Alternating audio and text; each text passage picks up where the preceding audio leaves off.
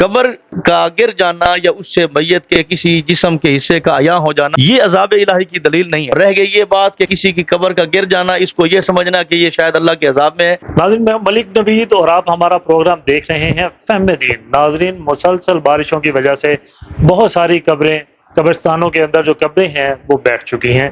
جب بارش آتی ہے تو پانی ڈھلوان کی طرف جاتا ہے، جس کی وجہ سے بوسیدہ قبریں یا جس کی دیکھ بھال نہ ہو رہی ہو اور جو کچی قبریں ہوتی ہیں وہ بیٹھ جاتی ہیں۔ ہمارے معاشرے میں یہ سمجھا جاتا ہے کہ یہ کنسیپٹ سمجھا جاتا ہے کہ اس پہ اللہ تعالیٰ کا عذاب ہے۔ قرآن و شریعت کی روشنی میں مفتی نواز سعدی صاحب میرے ساتھ موجود ہیں، پوچھیں گے کہ اس میں کتنی حقیقت ہے اور جو قبریں گر چکی ہیں ان کو کیسے ریپیئر کیا جائے گا۔ السلام علیکم مفتی صاحب۔ وعلیکم السلام ورحمۃ اللہ وبرکاتہ۔ مفتی صاحب، مسلسل بارشیں ہو رہی ہیں، کافی نقصان ہوا ہے، قبریں گر چکی ہیں، ان کو دوبارہ کیسے سیٹ کیا جائے؟ اسلام، قرآن اور حدیث میں کیا احکامات ہیں اس کے؟ بسم اللہ الرحمن الرحیم۔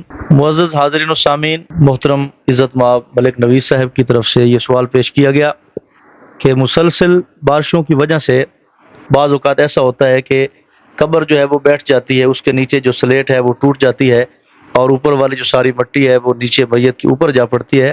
تو ایسی صورتحال میں کیا یہ جائز ہے کہ وہ ساری مٹی اور سلیٹیں نکال کر دوبارہ ان کو لگایا جائے یا اسی کے اوپر مٹی ڈال دی جائے؟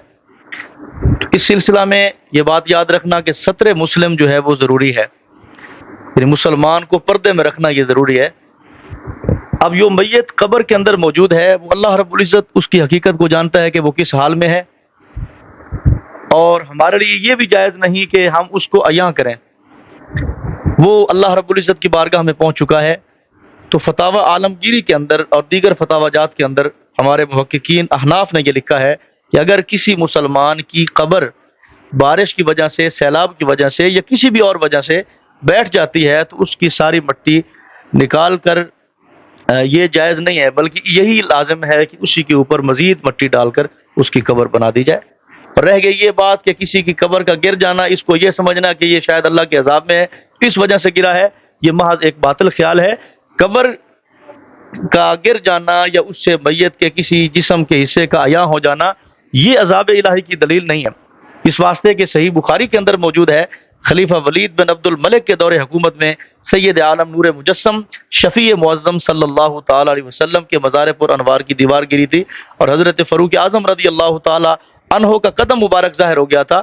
اگر معاذ اللہ استغفر اللہ قبر شریف کا، کسی کی قبر شریف کا گرنا اس کو عذاب الہی کے دلیل بنائیں گے تو پھر حضرت امیر المومنین کے بارے میں آپ کیا کہیں گے؟ کیا وہاں بھی عذاب کا تصور ہو سکتا ہے؟ نہیں ہو سکتا۔ حضرت فاروق اعظم رضی اللہ تعالیٰ عنہ وہ ہیں کہ جنہوں نے زبان رسول علیہ السلام سے جنت کی بشارت پائی، اور میرے آقا علیہ السلام جہاں تشریف فرما ہے وہاں عذاب کا کام کیا ہے؟ وہ تو اتنی مقدس جگہ ہے کہ جس پہ عذاب ہو رہا ہو اس کو حضور کے دیس کی ہوا لگ جائے تو اس کا بھی عذاب ختم ہو جاتا ہے۔ اس واسطے یہ تصور جو ہے وہ غیر شرعی ہے، یہ اللہ کی قدرت ہے کہ اللہ کی قدرت سے ایسا ہو جاتا ہے، اس کو عذاب کی دلیل بنانا یہ ایک غیر شرعی اور غیر اصولی فیصلہ ہے۔ مفتی صاحب، آپ یہ کہہ رہے ہیں کہ مٹی نکالنی نہیں ہے، اسی قبر کے اوپر مٹی ڈال کے اس قبر کو دوبارہ بنا دینا۔ جی میں یہی عرض کر رہا ہوں کہ وہ جو مٹی ہے اس کو نکالیں گے تو ستر مسلم جو ہے اس میں ہر جائے گا کہ ضروری ہے کہ مسلمان کا سطر برقرار رکھا جائے۔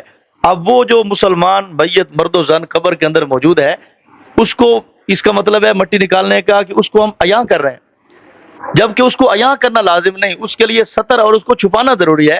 اس وجہ سے ہمارے فقہا نے کہا ہے کہ وہ مٹی جو گری ہے اس کے اوپر وہ نہ نکالی جائے، بلکہ اسی کے اوپر مزید مٹی ڈال کر اس کی قبر بنا دی جائے۔ ناظرین، ہمارے ساتھ مفتی نواز سعدی صاحب موجود ہیں۔ مفتی نواز سعدی صاحب نے بتایا کہ گری ہوئی قبروں کو آپ کیسے ٹھیک کر سکتے ہیں۔ ناظرین، بارشوں کے موسم میں قبرستان کا چکر ضرور لگایا کریں۔ مجھے اجازت دیں، آپ سے پھر ملاقات ہوگی۔ اللہ حافظ۔